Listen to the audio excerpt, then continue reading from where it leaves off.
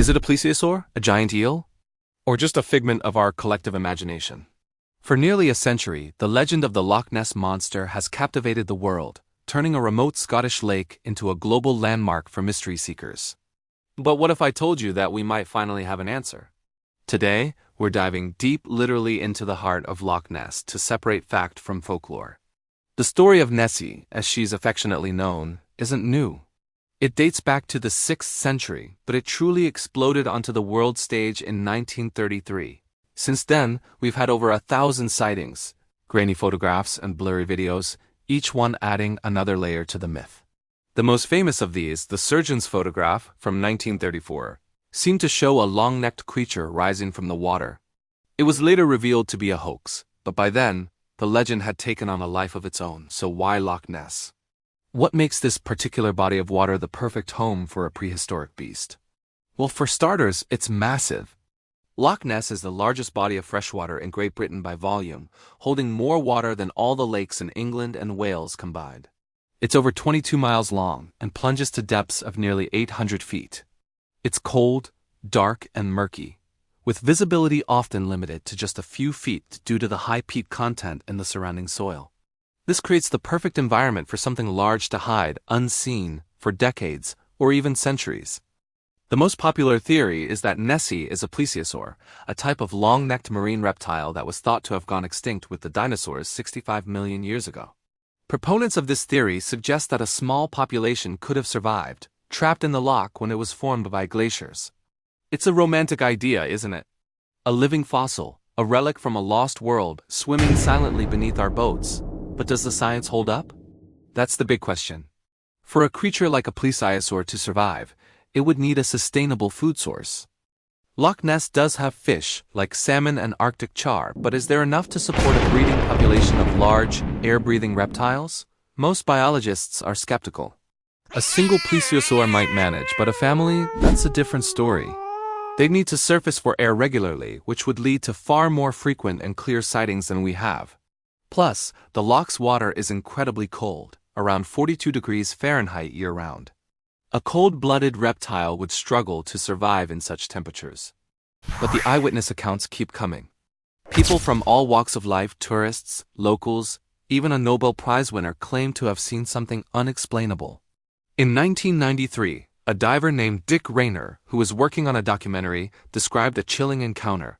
He was at a depth of about 120 feet when he felt the water move in a powerful, unusual way. He described seeing a shape, large and dark, moving below him with incredible speed. He couldn't identify it, but he was certain it wasn't any known animal in the loch. He said it was the size of a small whale. Another diver, Ricky Dial, had a similar experience. While exploring the depths, he felt a sudden, intense fear. He looked down and saw a massive dark shape moving in the murky water below. He described it as a solid living object that was far larger than any sturgeon or seal. He surfaced immediately, terrified by what he had witnessed. These are not just casual tourists. These are experienced divers who know the underwater environment. Their stories add a compelling, if unproven, layer to the mystery. Could they have been mistaken? Absolutely. But their conviction is hard to dismiss entirely. These tales of underwater encounters and mysterious shapes have fueled speculation for decades.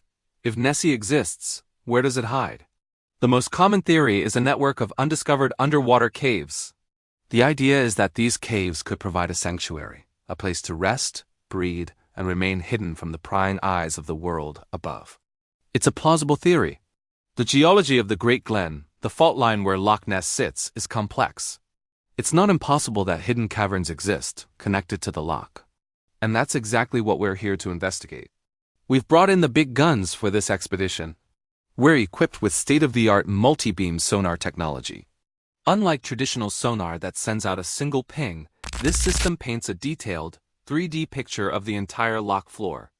We're going to scan every inch of this place, searching for any anomalies, any unusual formations, and specifically any cave entrances that could serve as a lair for a large creature. We're not just looking for Nessie. We're looking for Nessie's home. To get an even closer look, we're also deploying a remotely operated vehicle, or ROV. This underwater drone is armed with high-definition cameras and powerful lights, allowing us to venture into the darkest, deepest parts of the loch, places no human diver could safely reach. If there are caves, our ROV will find them. If there's a monster, we hope to catch it on camera. The hunt is on. Our sonar scan begins, and the first images start to form on the screen. We see the dramatic slopes of the loch's underwater valley, sheer cliffs dropping into the abyss. It's an alien landscape, cold and silent. We slowly chart the bottom, mile by mile. We find a lot of rocks, huge boulders left behind by ancient glaciers. We see the scars of underwater landslides, but caves? So far, nothing. The loch floor seems surprisingly smooth in many areas, covered in a thick layer of sediment. It's not the labyrinth of caverns that legend suggests. Then, we get a hit. The sonar picks up a large, distinct shape on the bottom. It's about 30 feet long. Could this be it? A carcass? A skeleton? The excitement on the boat is electric. We maneuver the ROV towards the target coordinates. The drone descends, its lights cutting through the murky green water. The visibility is poor, just a few feet. We inch closer, the sonar guiding us. Then, the shape comes into view. It's not a monster, it's a boat. A small, sunken vessel resting peacefully on the sediment. It's a fascinating discovery, a piece of history, but it's not Nessie. We continue our search, scanning the entire length of the loch. We map the terrain with unprecedented detail, and the result is definitive. The bottom of Loch Ness is not a mysterious, cave-riddled hideout. It's mostly soft sediment and scattered rocks.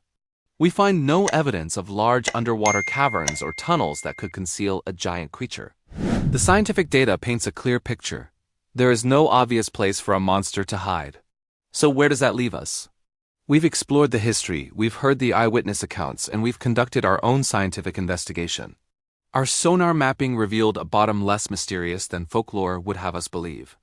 We found no layers, no prehistoric skeletons, just the quiet, cold reality of a deep lake. Does this mean the Loch Ness Monster absolutely does not exist? Science deals in evidence, and we found no evidence. The plesiosaur theory faces significant biological hurdles: the cold water, the lack of food, and the need to breathe air. The cave theory has been debunked by our own scans. What we're left with are sincere but unverified sightings, blurry photos, and the powerful human desire to believe in something magical, something just beyond the edge of our understanding. Perhaps the Loch Ness Monster isn't a creature of flesh and blood, but a creature of the mind, a product of shadows on the water, floating logs, boat wakes, and the power of suggestion. Maybe Nessie's true habitat isn't the cold, dark water, but the warm, vibrant depths of our own imagination. The legend of Nessie has survived for centuries, not because of hard evidence, but because it's a fantastic story. And sometimes a good story is all we really need. What do you think? Have you ever seen something you couldn't explain at Loch Ness? Let me know in the comments below. Thanks for joining me on this deep dive into one of the world's greatest mysteries. If you enjoyed this journey, don't forget to hit that like button, subscribe for more adventures into the unknown, and ring that bell so you never miss an episode. See you next time.